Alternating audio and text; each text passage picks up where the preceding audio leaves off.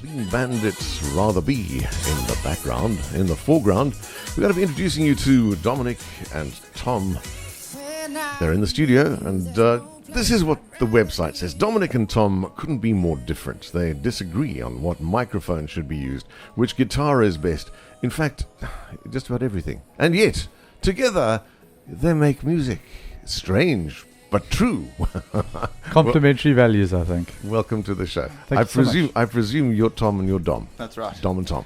Correct. Great. Lovely to have you in the studio, I'm guys. the one who looks a bit dumb. Dominic, you're a farmer, but you've done all sorts of other things. That's a little bit of what I do, yes. What has been your journey so far in terms of what has brought you here? My car brought me here to Belita. Even though it was broken at one stage, according to your website again, fountain of all knowledge. Absolutely. So you're a trader of a kind. You've done a bit of finance, sword trading. Sword trading? No, Yeah, I studied accounting. And Your website says you traded swords. Oh, that's true. That's true. The first thing any bit of business I ever did was buying and selling swords. My dad wanted a sword for his 50th birthday. And I bought one on Bid'obar, which I realized was rubbish very quickly. So I sold it and realized, whoa, I made $100 just buying and selling a sword. And in the next 2 years, bought and sold about 40 swords before buying the one for him. See, the reason I ask that is because it's a very unusual thing. Not many people in the world know about swords, not being, I suppose, particularly popular in terms of military provenance these days, but of course back in the day they were state of the art. Are you talking about old swords, collectible swords? Cheap swords Oh, is really? what I'm talking about, yes. So you learn the lingo, you learn what sells, I guess.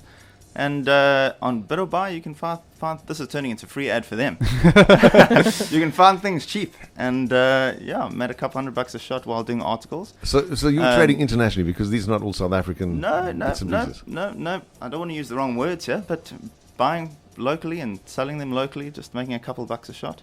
I was doing articles, so I was very poor at the time. And so just a few extra bucks a month was plenty. Okay. So that was my first introduction as an entrepreneur. That was the first form of any business that I did that wasn't working for an employer. So you were studying serious craft and making a little bit of money on the side, and then you became, I presume, a qualified accounting type, Right, bean and then- counter. It's very different to what you're doing now. How did you eventually segue into the music industry? It started with a girl, I guess, and I moved to a small town called Kokstad, married her, and all of our friends were farmers, so it made sense to farm.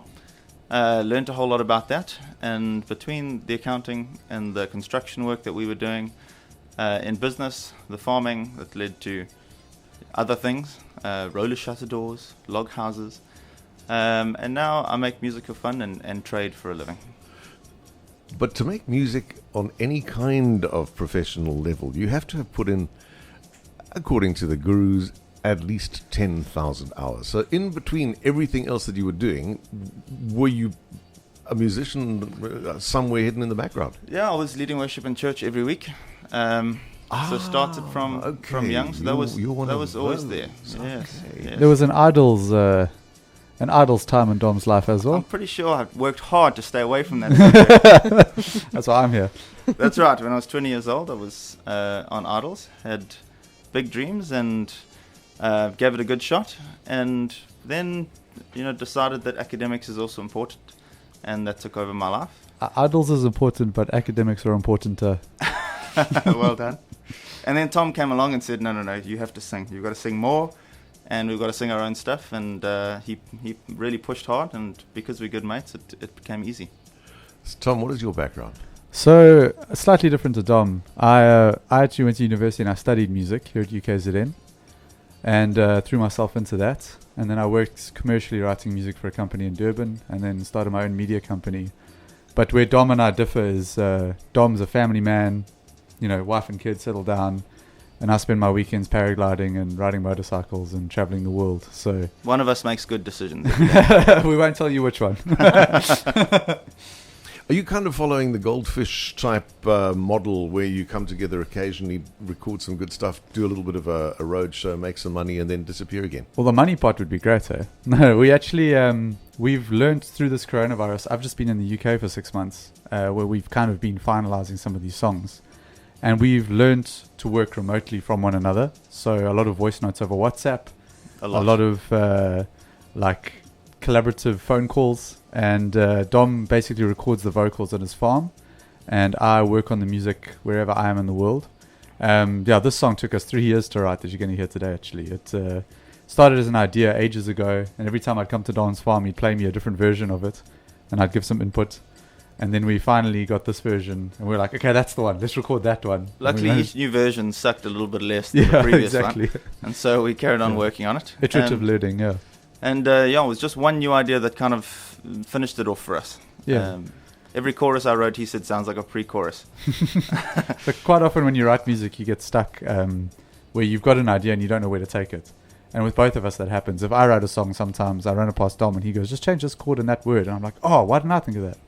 And similar for this song. I think you sang me something and I was like, oh, just try this. Yes. And we're like, that's right, exactly that's it. And that's how you get the momentum to finish something sometimes. Yeah. Are you guys performing now? Well, if there's gigs to be had, we wouldn't mind. They've been quite hard to come by during this COVID situation.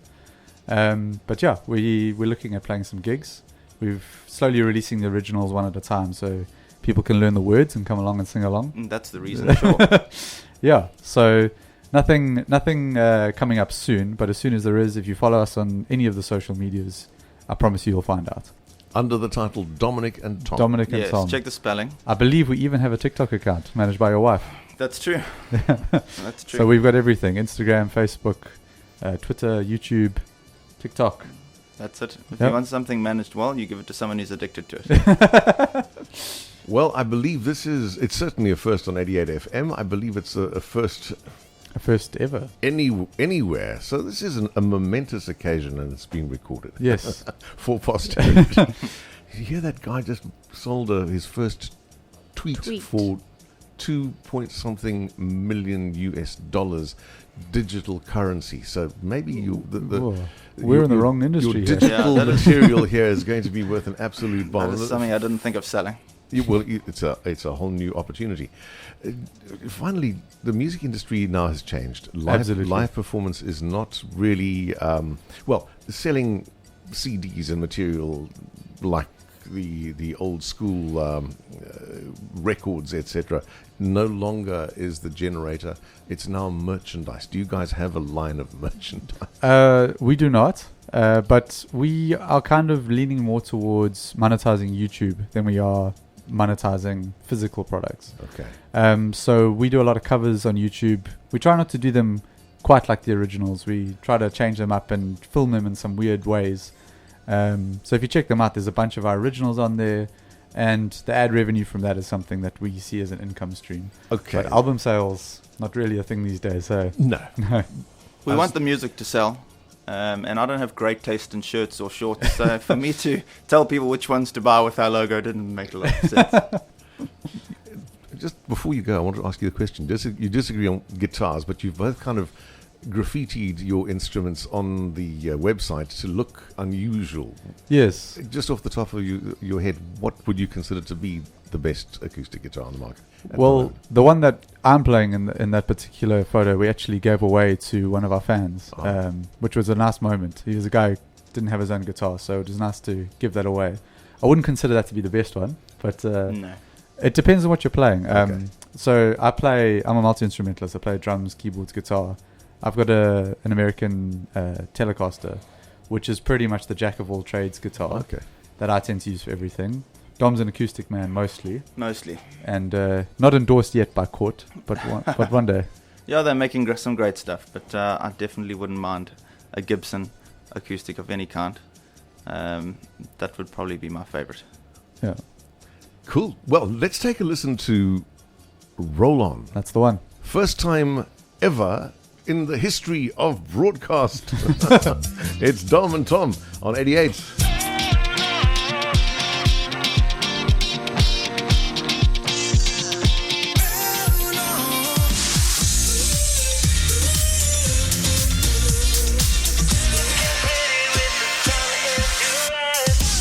Roll On, you heard it first on 88 FM. It'll be the first, but definitely not the last time you hear Dom and Tom on this radio station, and probably across the dial, because that music, that is what I call world-class plus. It's really, really, really super production and a marvelously happy, upbeat tune. I'm Thank you. delighted Thank you so much. to have stumbled across it.